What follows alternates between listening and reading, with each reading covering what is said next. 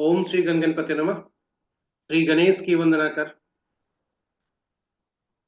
इष्ट देव का ध्यान धर, गुरुजनों को नमन कर, अभिनंदन करते हैं आपका वरुण एस्ट्रो द्वारा प्रस्तुत आज की विशेष प्रस्तुति में। यह प्रस्तुति विशेषकर पंचक पर है। पंचक कब आता है और कितने प्रकार के पंचक होते हैं, यह दैनिक पंचांग का ही एक भाग है। और पंचक की परिभाषा क्या है, पंचक कब होता है, अवधि क्या होती है और पंचक में क्या निषेधात्मक है, कितने प्रकार के पंचक हैं, कब पंचक शुभ होता है कब अशुभ होता है, साथ ही साथ उपाय क्या है, इन सभी तथ्यों को एकत्रित कर आपके समक्ष लाया हूं। तो विलंब न करते हुए चलते हैं आज हम पंचक पर के विशेष प्रस्तुति पर। जाने के पूर्व हम अपने गुरुजनों को नमन करते हैं, जिन्होंने हमें अपने सार्थक प्रयास से ज्योतिष तथा ज्योतिष के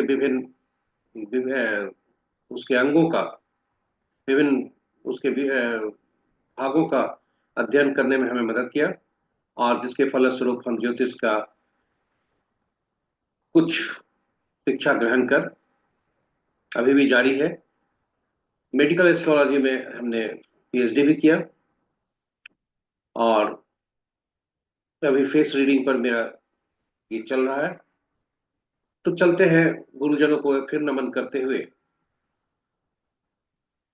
इष्ट देव का ध्यान धर और भोलेनाथ का की आराधना कर चलते हैं पंचक के विशेष प्रस्तुति में। पंचक संस्कृत का 5 शब्द है, जो कहा ही गया ग्रुप ऑफ 5 के 5 का ये समूह है।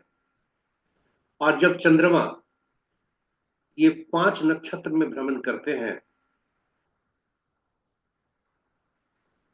तो पंचक लगता है। जब वे कुंभ राशि से या कुंभ और रेवती राशि से भ्रमण करते हैं तब पंचक होता है। और हिंदू सभ्यता के अनुसार या हिंदू धर्म के अनुसार जब भी कोई हम अच्छे काम करते हैं तो पंचक को जरूर जो है सो की अवधि को उसको त्याग करते हैं, क्योंकि पंचक में किए हुए कार्य में बाधा होती है या देर से उसमें विलंब होता है। पंचक श्रवण नक्षत्र गलती से आ गया, धनिष्ठा नक्षत्र, शतभिषा, पूर्वा भद्रा, उत्तरा भाद्रा, रेवती, 1 2 3 4 5 धनिष्ठा से शुरू होता है। और शतभिषा, पूर्वा भद्रा, उत्तरा भाद्रा, रेवती, इन नक्षत्रों में पंचक होता है। श्रवण का अंतिम भाग में कभी कभी हो सकता है। तो ये रहे पंचांग के हमारे ये। और पंचांग के प्रकार कितने हैं? पंचांग के प्रकार 5 है, जो साप्ताहिक दिनों से संबंध रखते हैं।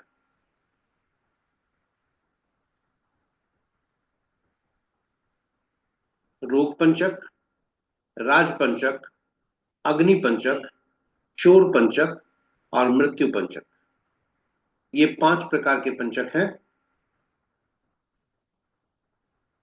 और पंच ये सभी साप्ताहिक दिनों, जिस दिन पंचक आरंभ होता है उस दिन से संबंध रखते हैं, और तब वो पंचक के प्रकार इसमें हम देखते हैं। पंचक यदि रविवार से शुरू होता है तो यह रोग पंचक कहलाता है। यही सोमवार से शुरू हो तो राज पंचक कहलाता है। मंगलवार क्योंकि सोमवार का दिन भोलेनाथ का है और चंद्रमा का दिन है, शांति का दिन है, शीतलता का दिन है, इसलिए इसे राजपंचक नाम से जाना जाता है। मंगलवार अग्नि का दिन, मंगल देव मंगलवार से शुरू होता है तो इसे अग्नि पंचक कहते हैं। शुक्रवार से यदि शुरू होता है तो यह चोर पंचक कहलाता है। और शनिवार जो आयु शनिदेव जो आयु के कारक है, यदि शनिवार को यह शुरू होता है तो इसे मृत्यु पंचक कहा जाता है। और बुधवार और गुरुवार से शुरू होने वाले पंचक, बुधवार या गुरुवार को यदि पंचक से आरंभ होता है, यह आरंभ से है, किस दिन से आरंभ हो रहा है पंचक, उसी से वह पंचक शुभ और अशुभ होता है। बुधवार और गुरुवार को यदि शुभ पंचक आरंभ होता है तो इसे शुभ माना जाता है।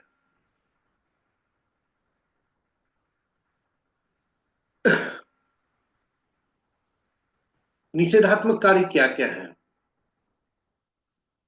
कोई भी शुभ काम इसमें नहीं करना चाहिए, विशेषकर विवाह, गृह प्रवेश, नया भवन के निर्माण का कार्यारंभ, या भवन निर्माण चल रहा हो तो उसमें छत का ढालना, विद्यारंभ, यात्रा, अत्यावश्यक को छोड़कर, आदि आदि, इन कार्यों को नहीं करना चाहिए।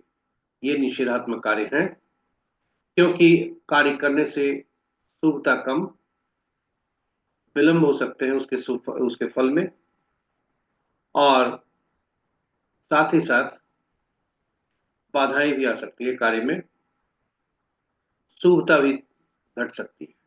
तो ये रहा निषेधात्मक कार्य। उपाय क्या करना चाहिए?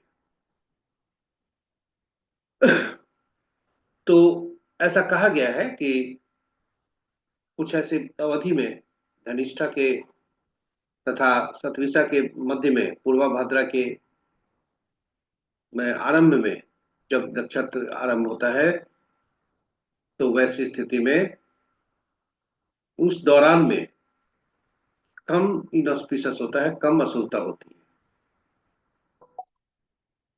उपाय में हनुमान जी का पाठ, हनुमान चालीसा का पाठ लेते, रुद्राभिषेक अगर संभव हो तो, मंदिर में भोलेनाथ के समक्ष दीपक जलाना, महामृत्युंजय मंत्र का नित्य जाप करना या सुनना,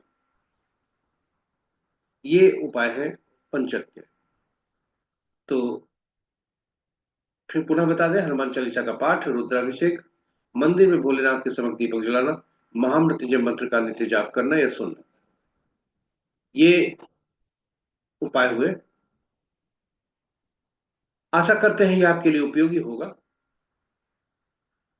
कुछ त्रुटियां टाइपिंग में हुई हैं, उसके लिए क्षमा प्रार्थी हूं।